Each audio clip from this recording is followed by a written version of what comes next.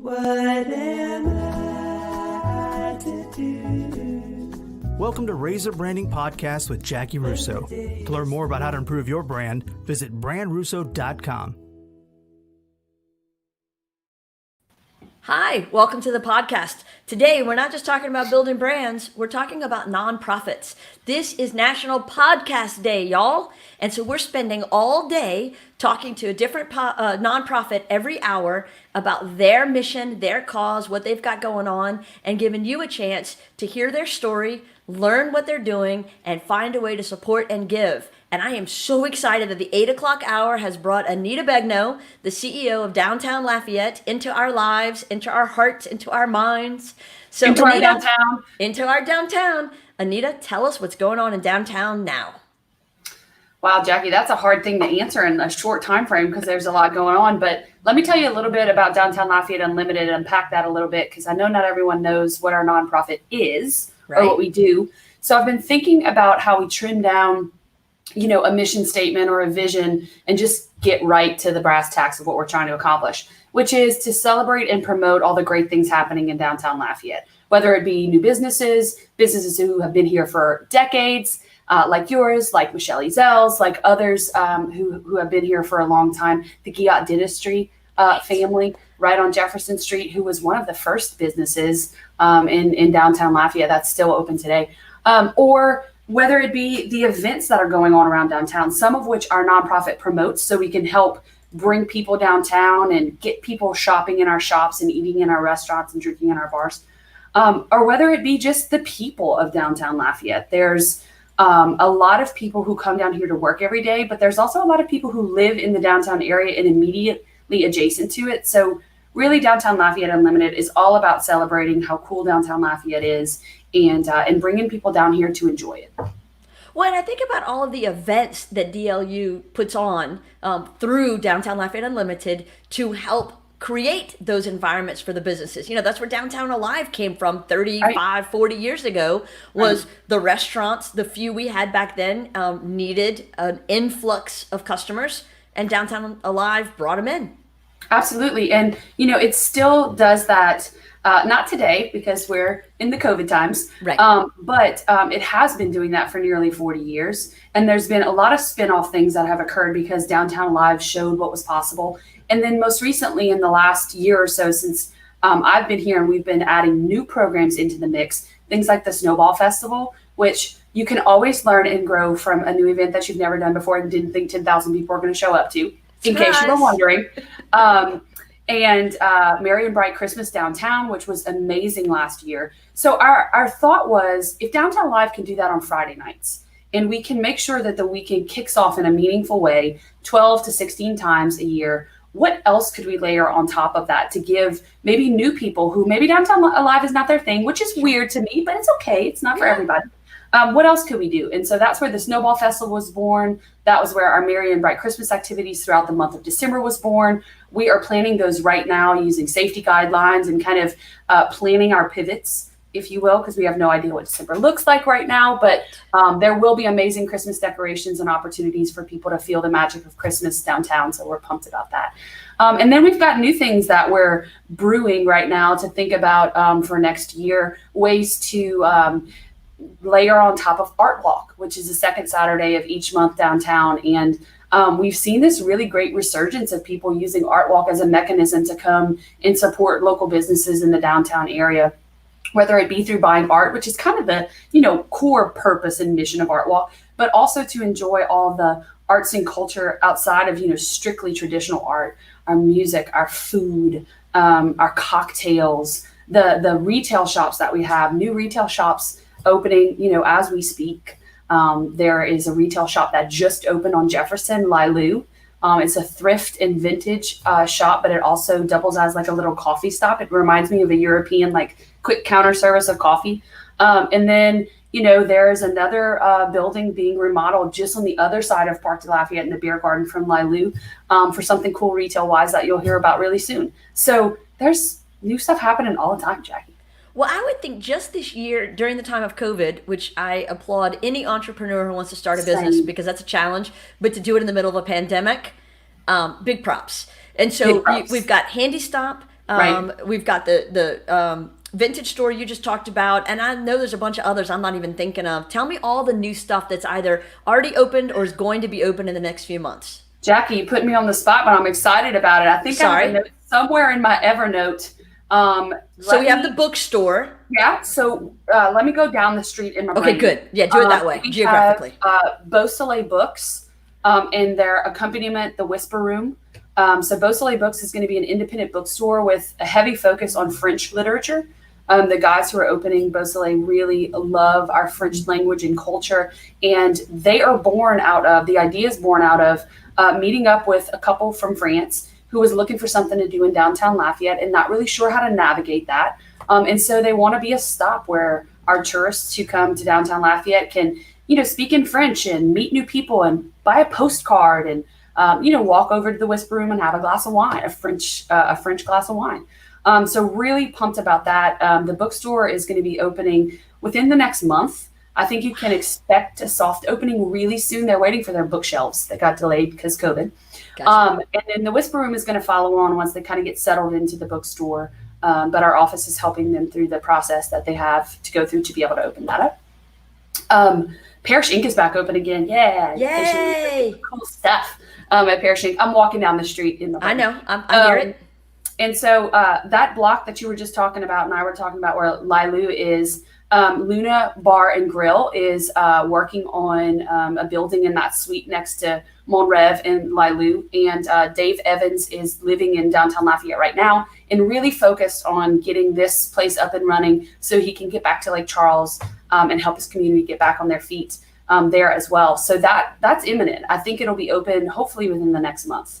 And then I had a location in Lake Charles that was hit hard by Laura, right? Yeah, he did. The downtown was hit pretty hard, as was, all of the Lake Charles area. But he's been working on this new location here in downtown Lafayette since the beginning of this year. And he's really trying to get it on its feet so he can get that started, start making some revenue here in Lafayette. So you'll have a great opportunity to support a Lake Charles restaurant who's doing a second location here really soon.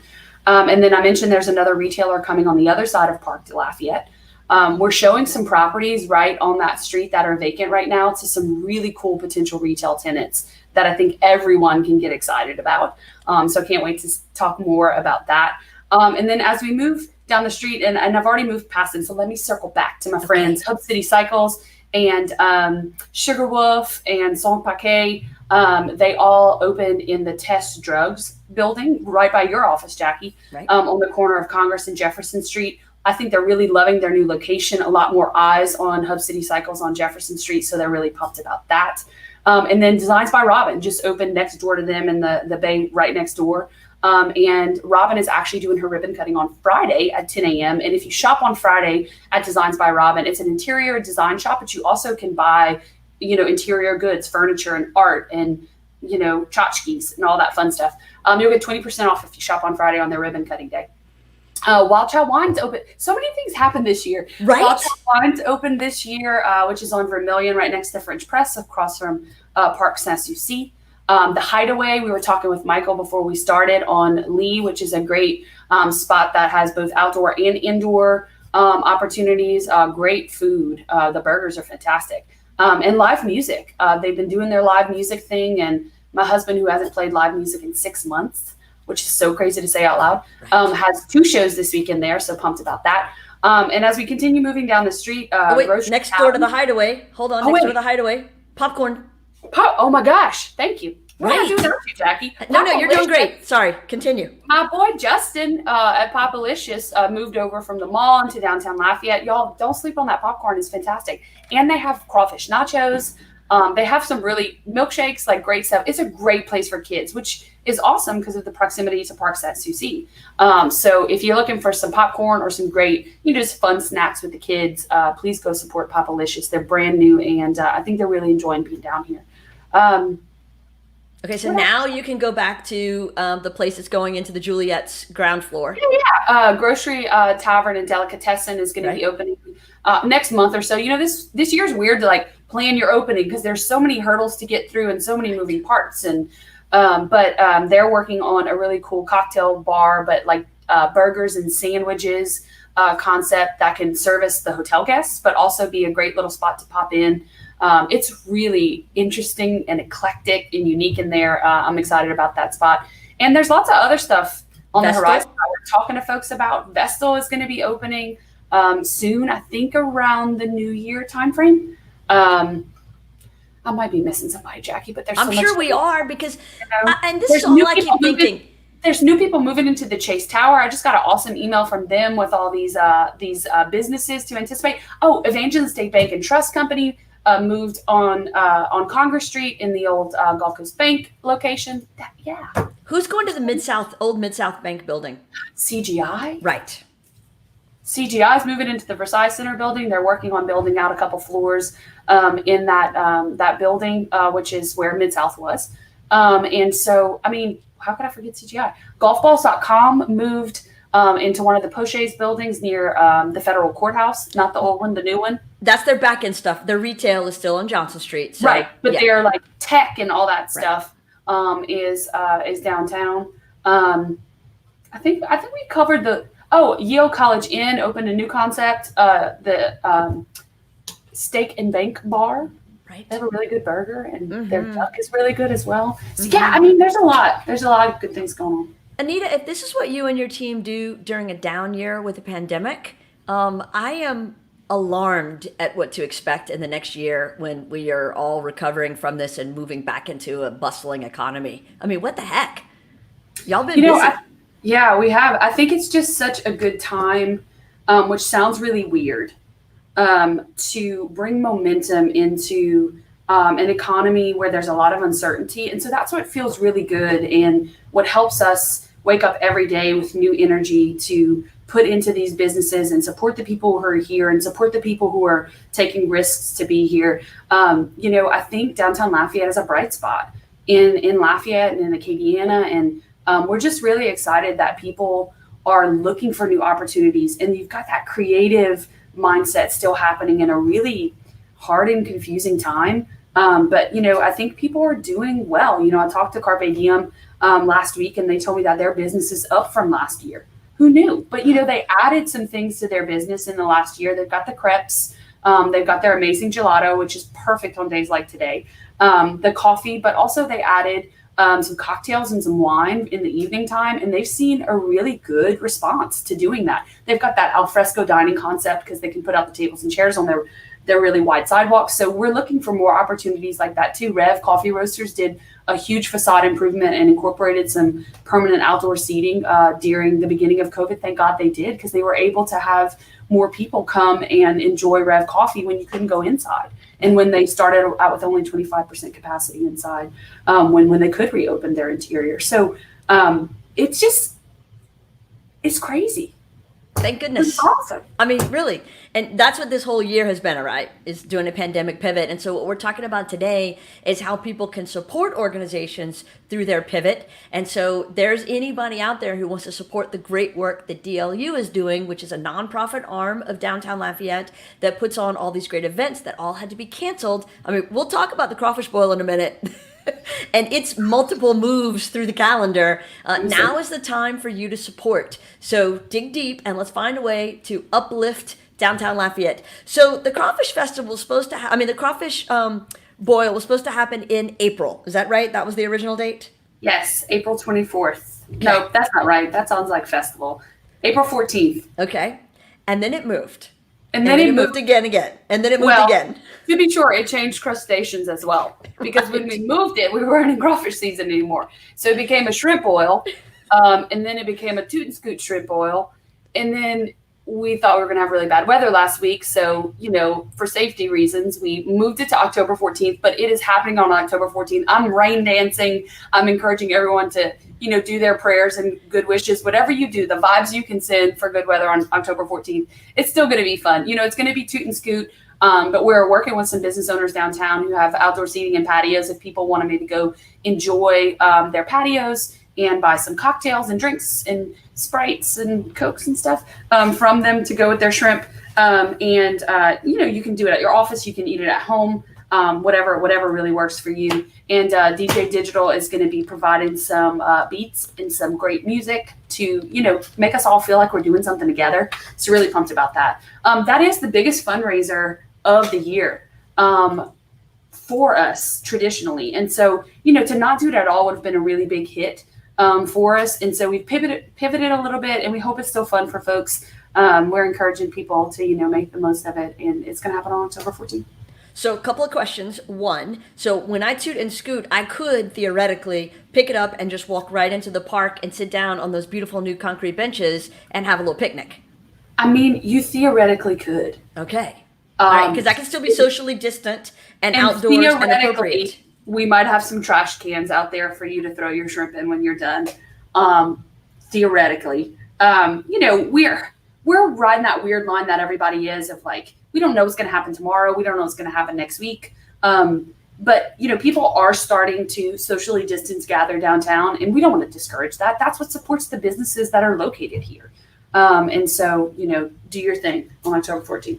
Okay, so are there still tickets available? People can buy? There are still tickets available. Okay. You can go to our website or our Facebook page. Downtown Lafayette is our Facebook page, and look under our events. We can post something to make it rise to the top for you guys. Let me see. Well, that would be great because, I think it needs to be when me we that does that schedule at the the moment. original crawfish boil in April, I always have UL baseball conference, I know. it feels like. I mean, always. And then when you moved it, I was like, oh, look at y'all moving the date just for me. That's how it felt. But then I was going to be out of town. So great about that. And so now that you've moved it for the fourth and final time, We're going to get you, Jackie. I actually could attend Toot and Scoot socially distanced on October 14th, and I'm super excited about it. So That's great. It could be a great team building activity. I think it's going to have to be. I think we're going to do that. So it is not on the rooftop, and it is not a crawfish boil, but that link still applies. And so if you see, it's posted right there on your screen, and it's in the comments. People can go there and buy their tickets to a Toot and Scoot shrimp boil on October 14th and support downtown Lafayette. Yes. Oh, Jackie, can we talk Yes. about something else we did this summer that was really cool and a new thing that we did? And it I was hoping that little we would. pivot move. Yes, please. So the chicken sandwich snack down. If you know, you know, and if you don't know, it's because you're not on Facebook or something. We did a chicken sandwich snack down. I think we had about a dozen downtown restaurants participate and put their best chicken sandwich forward. Anita, and- you may have had a dozen restaurants participating. You had about 1,000 people talking about it. That was know. awesome. It was fantastic. And so what we did was we asked those restaurants to partner with us and donate $1 from every chicken sandwich sale back to DLU. And then we got them some matching sponsors who, let's just say that Pop's Po' Boys sold 1,000 chicken sandwiches or close to that. Getting a matching sponsor to where we would get $2 per sandwich sale, which was awesome. And what we did was we generated about $50,000 in new revenue for those restaurants across the downtown in that month when it was kind of slow. And some people were still not even open inside. Some people were starting to open up inside. Some people were just doing toot and scoot and to go. But we generated $50,000 of new revenue for those restaurants during a really hard time. And so it was so much fun, and people just latched onto it in a way we could have never expected. And so we are actually doing another competition in the fall that's going to kick off at the end of October and run through November through Small Business Saturday and all those things that we're going to do to try to drive people to think about shopping for the holidays downtown. It's the, I think it's called Downtown Snackdown : Burger Battle Royale. Ooh. It is a burger competition. And we've got 16 and counting restaurants participating in this burger throwdown. Oh, I am excited. And so that's going to be, how many days do we have to be taste testing all those different burgers? It's like a burger a day. Right. So you have a month this time. Okay, So good. every other day you will need to eat a burger. Okay. Or what we did in our office, and I saw the 705, I believe, did something like this, and maybe Leadership Lafayette. They got a few people together and they taste tested all the chicken sandwiches. You could do that with the burgers too. Cut them into fours and taste all the different ones. And then whichever one you like, go back and get it again. Are there official judges? Because, Michael Russo fancies himself a burger connoisseur. And so I may have to get him onto the official judging. I believe Maureen is starting to explore the judging makeup. And so, Maureen, if you're out there listening, I heard Michael Russo really likes burgers and is interested in participating. If you need him, or we'll have him. Absolutely. And she was watching at one point because when we started talking about all the great things going on downtown, she posted, "My boys just yelled, milkshakes!" Oh, because I was talking about the milkshakes. Exactly. You're welcome. You're welcome, Maureen. How many homes did I make milkshakes happen this afternoon in? Who knows? I'll ask Justin. He'll circle back. But I mean, you think about it. This is now the place to come between Borden's and Carpe Diem and Rev Popalicious and and Popalicious. I mean, we got your after school snacks covered. Can we talk about the line at Borden's? The to-go line at Borden's has been a phenomenon. It almost feels like Chick-fil-A? Fatima's school pickup line. Okay, nothing feels like Fatima's school pickup line, but I do find Borden's some days, although well designed and not blocking Johnson Street, feels a lot like Chick-fil-A but it's worth the wait. It's really fun. So the birthday cake shake is my favorite thing. Shout out to my little sister Becky who taught me about the birthday cake shake. I will wait in line for 20 minutes for a birthday cake shake from Borden's. I will do it. Well, yeah. Gold Brick Sundae. Come on. Now, see, I'm a cookies and cream in the cup because then they'll put the hard shell topping. That's the Gold Brick Sundae. It's Gold Brick. That's what it is. I like the other hard shell topping. There's the Gold Brick chocolate, and then there's another chocolate that is even better. It's not even better, y'all. I mean, we'll have to do. Oh, Same. we could do a taste test of snacks and desserts next after burgers. You know what? That's a great idea. And speaking of, we're working on, it's not the same, but it made me think about it. We're working on an event during the Christmas holidays. We are doing the Window Wonderland again, where the retail shops and the offices and all that are going to be decorating their windows and doing a competition to see who has the best window. So it'll be a great opportunity for families to come out, bring the kids, get some hot chocolate from somewhere, get you some coffee, maybe some Irish coffee from somewhere, walk around and see all the windows. But we are working on planning an adult only event, like progressive dinner style, incorporated with the Window Wonderland. I've been wanting to do that since I got here, and I think Christmas time is the time. I was looking at this amazing progressive style dinner that another downtown did in another part of the country, and got super inspired again. Maureen's been working on it behind the scenes. I'm hoping we can do that. Again, we're watching everything and making sure that everything we do is, feasible and safe. But oh my gosh, that makes me think about the miracle at Pamplona that happened last year. Thank you. I was going to bring that up. Yep. But they're doing it again this year. But if you're paying attention, they're doing a Halloween pop-up as well. And I think all the reservations might already be full. Not for every day, but like definitely around Halloween. So you need to go to Pamplona's Facebook page if you're interested in doing like what happened with Miracle, because I know they got so many new customers through Miracle. That Christmas thing was crazy. I know. It's going to be crazy again, but this Halloween thing is going to be crazy. I mean, it was awesome. Cups with like skulls and like little Frankensteins. It's going to be amazing. Right. Okay. I have so many things. Okay. So first of all, Michelle Ezell just posted and said, this alone could be a 10-hour podcast all by itself. I don't disagree, Michelle. I don't either. Also, you and I obviously don't talk enough because we forgot we're on a podcast and we're just having a regular Anita Jackie conversation right now. Sorry, y'all. This is what it's like going to lunch with us. And then Jessica has added her thoughts to the conversation and said, Sweet Tooth Smackdown, please. Ooh, okay. I'm all in, Jessica. I mean, right? Patent pending. Sweet Tooth Smackdown. That would be awesome. Here for it. I am here for it as well. Yes, for sure. For sure. Oh, that's so good. Y'all put up the Facebook for Pamplona. We put up Borden's ice cream shop. So basically, Jackie, to circle back to the beginning of this conversation and what DLU does, we do this. We do this. We're constantly trying to drive people to come and support businesses downtown, to understand how cool this place is. I was showing a business prospect around last Friday with Rachel on my team, and they brought like 7 people. Which was really fun and interesting because I got to like talk to all the different people and see where their heads were and what they were looking for and what they were thinking about downtown. And we were trying to show them different nodes of downtown and what was kind of around them retail wise that their employees could enjoy, right out of their front door. And you really could, we walked them all the way down Jefferson Street, and you really could locate almost anywhere right now and be surrounded by great food, great retail, cool sights. We've been doing a lot of work to add vibrancy to the parks. downtown. And so, people are really interested in the Park Sanssouci area because let's talk about my park. Let's talk about my park and what y'all just did to my park. And I'm so excited about it. So there used to be a youth skate park located on Johnson Street behind the fire station, and that had to be removed because they built those apartments. And so then the sweet little skateboarders had no place to go and ride their sweet little skateboards. So what'd you do for those skateboarders, Anita?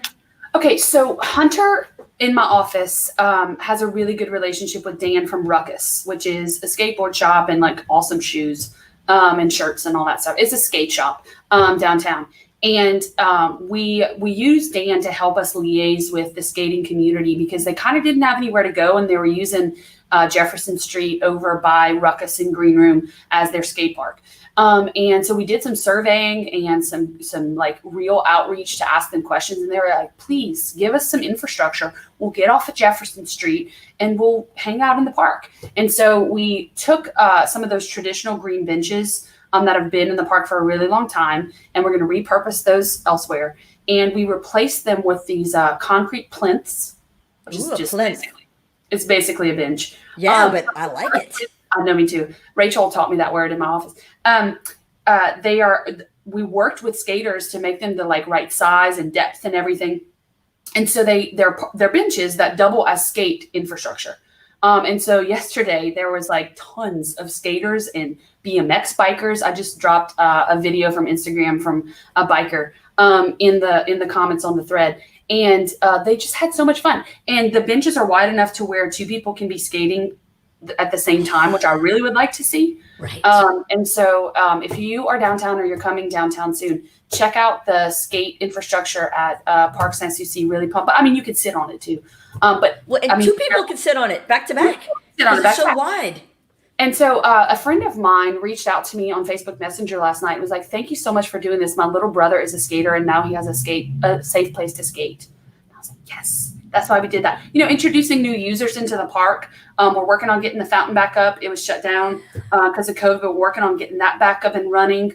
And then, the Y sign, everybody loves to climb on that thing. So we're trying to add more play infrastructure into Park Sanssouci so that people of all ages and, hobbies can enjoy it.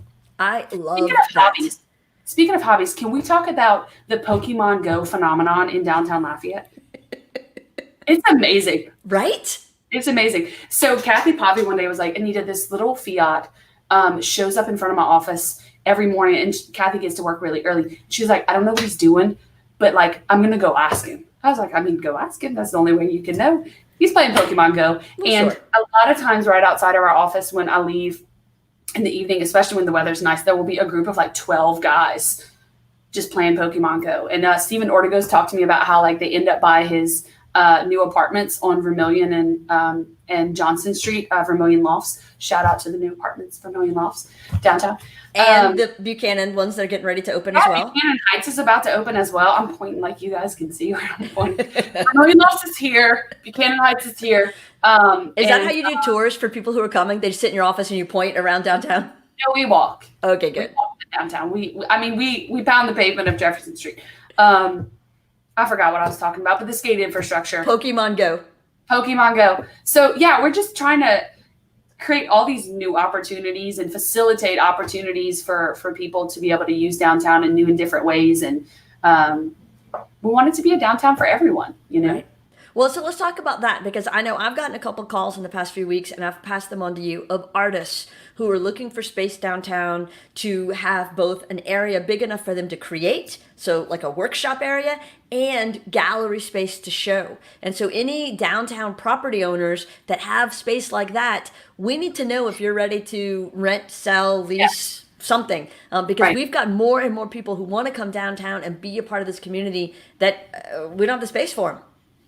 Yeah. And, those artists need some unique space. One of the artists that you and I talked to, she produces some really big art. So she needs big space, high ceilings, So, yeah, we constantly have new people looking to move into downtown Lafayette. So we try to work with all of our property owners, but if someone has a space they're looking to put on the market, let us know. We'd love to put it on our website. We'd love to add it to our portfolio to pitch to folks who are looking for space downtown, because we do get a lot of calls, and I think people are really interested in all the activity that's happening downtown and want to be a part of it.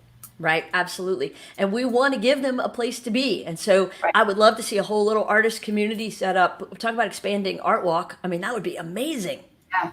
that would be- Are we quite to the phase of city and state regulations where we are going to have in-person Art Walk, socially distanced and masked at some point soon? Good question. So Art Walk is going to be not this Saturday, but next Saturday. And we are encouraging retailers who are already open anyway, if they want to plan for Art Walk, let's do it. Let's take it slow. Let's make sure everyone's masked up. We'll have some really cute posters with some animal characters reminding everyone about wearing their masks and being socially distant, going up in windows throughout the downtown over the coming days. So be on the lookout for that. But we're not going to overly plan. And I say we. Art Walk belongs to downtown Lafayette as a whole, not DLU. We help to facilitate it, but it's really all the retailers coming together and making decisions about how they want to activate their spaces, especially for Art Walk. So we're encouraging people, take it slow. Let's dip our toes back in. But we're hoping by November, and of course we're watching and seeing, we're hoping by November we can start to plan some of those ribbon cuttings, like for Beausoleil Books, hopefully during Art Walk, and activate it a little bit more. But we're dipping our toes back in next weekend, Jackie. People are doing live music anyway. The beer garden's been enjoying some really beautiful weather, and so people all want to be there. There was a great fundraising event for Hurricane Laura victims at Parc de Lafayette that spilled over into the beer garden this last weekend. They had a good turnout. They've got a lot of space to spread people out. So the short answer is yes. I think in October you'll see some activations going.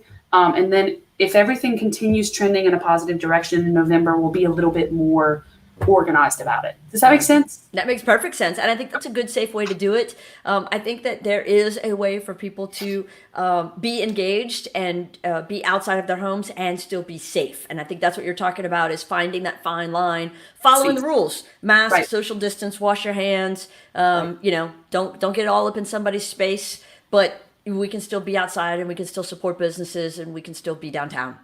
Can I tell you something cool that we're working on right now? Please do. I'm going to try not to jump the gun too much, so I won't give you a whole lot of details. But we are planning a kid-friendly, kid-focused. All of our daytime outdoor activities are kid-friendly, but a kid-focused event at the end of October that is going to incorporate a movies in the park element to it. With social distancing guidelines and temperature checks and all those things. And obviously we have a cap of people that we can have at the event, and we'll have to incorporate our volunteers and our workers into that cap. But we are planning something at the end of October, so stay tuned for more details about that. Because again, we're starting to slowly dip our toes in and make sure we follow the rules. But people are asking us about giving them an outlet to be able to do fun things with their families, and so we're gonna start working toward that again. Good. I wish the Science Museum could be open and Children's Museum could be involved, because you've got that great base for kids right there. Yeah. It's The Children's Museum is working on some cool stuff too. good.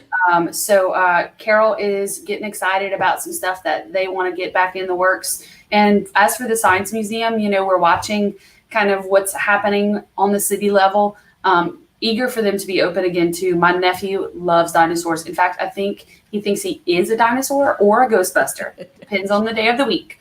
But he's missing the Science Museum. He loves to go see the dinosaurs. Well, and I think we all are. It was always so nice to see the school buses roll up with all those school kids.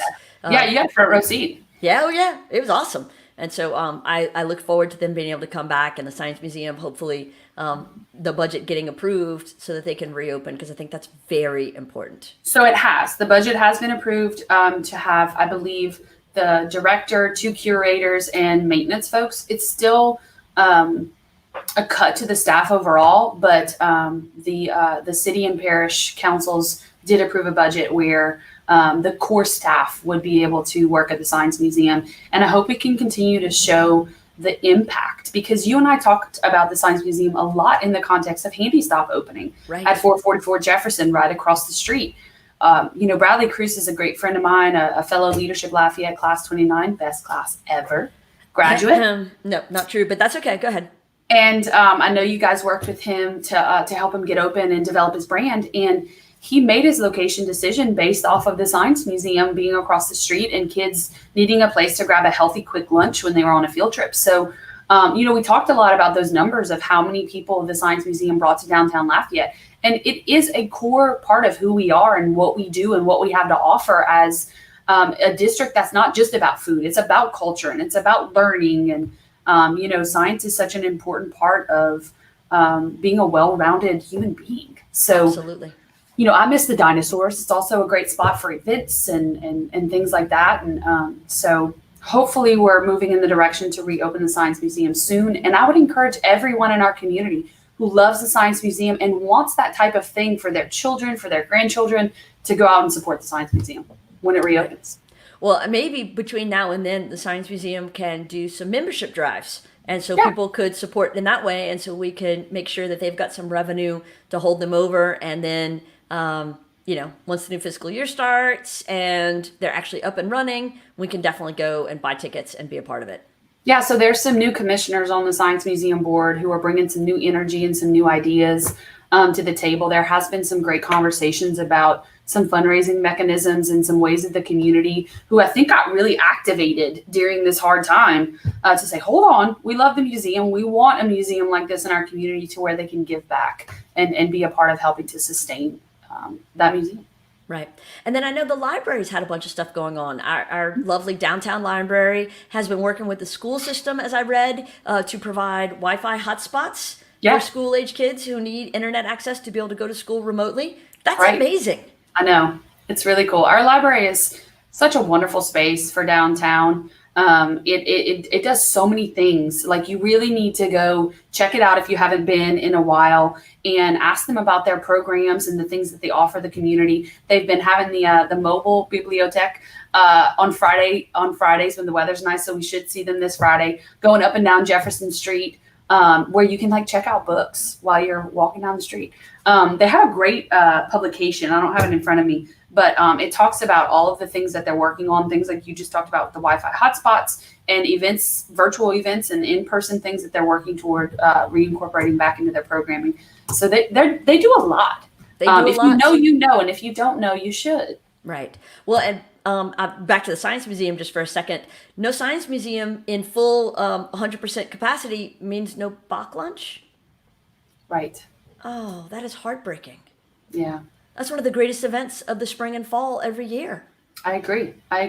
Now, there's nothing that says that we can't get creative and figure out maybe some partnerships that can make Bach Lunch happen, but that is a fundraiser for the Science Museum Foundation. And so, I don't think it would be happening right now anyway. But as we look ahead to spring of 2021, 2020, we've been in it forever.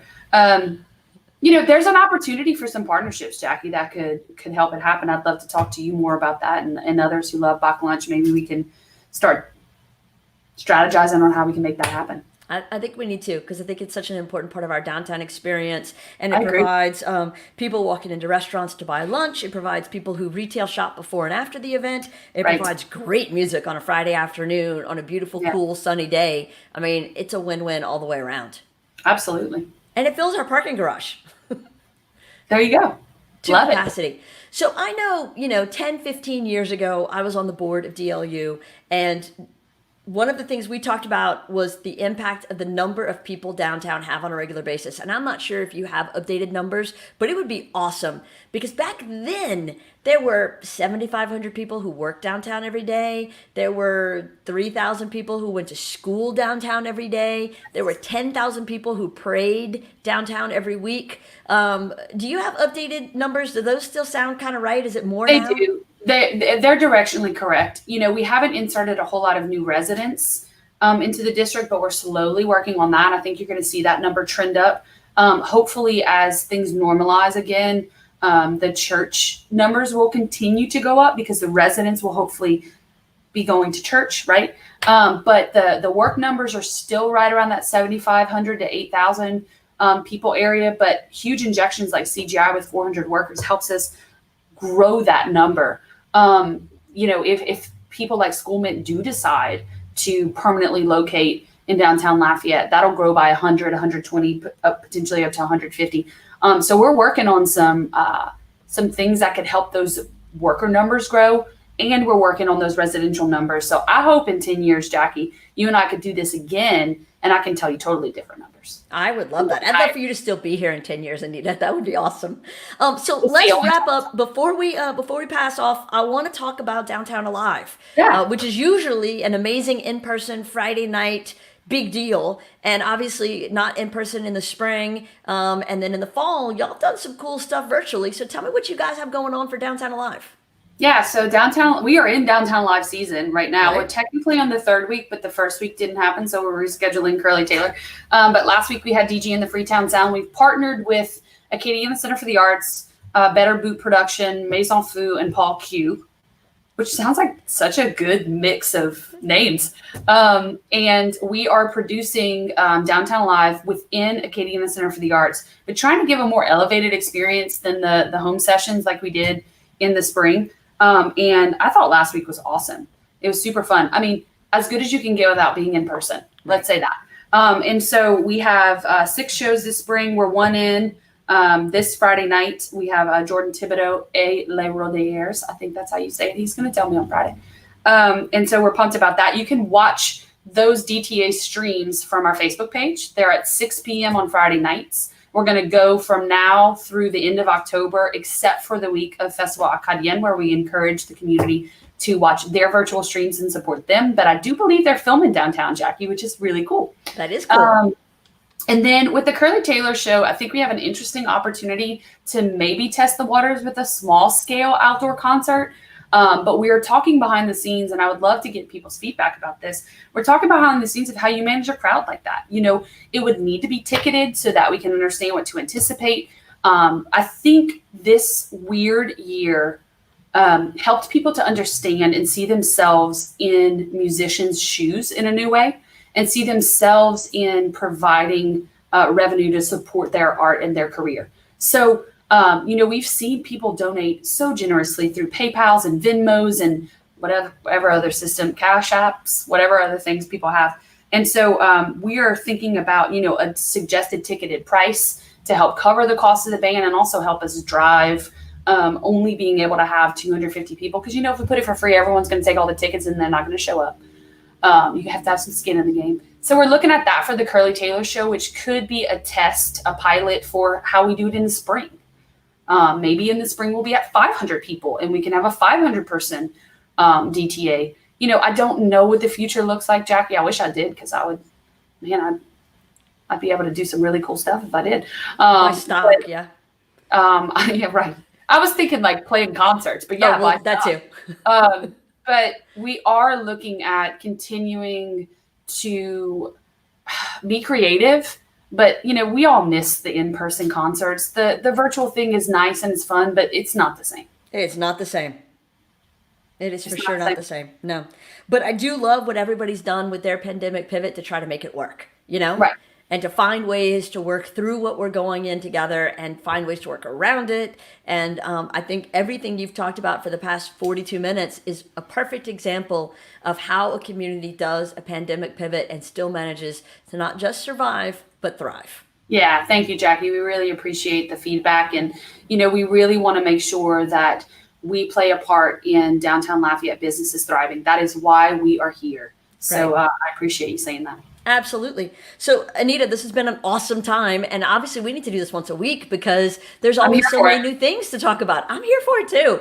To everybody who's watching, I hope that you've learned a bunch of stuff about what's going on downtown, some great ways to support and celebrate all of the new businesses coming in downtown. And please continue to celebrate Downtown Lafayette Unlimited by donating. Their PayPal link is up, and you can give them some much-needed funds to replace the events that didn't happen. And speaking of events, buy your tickets now for the Shrimp Boil Toot and Scoot, which is going to be happening in 2 weeks. Thanks, Jack. Anita. Bye. See you later.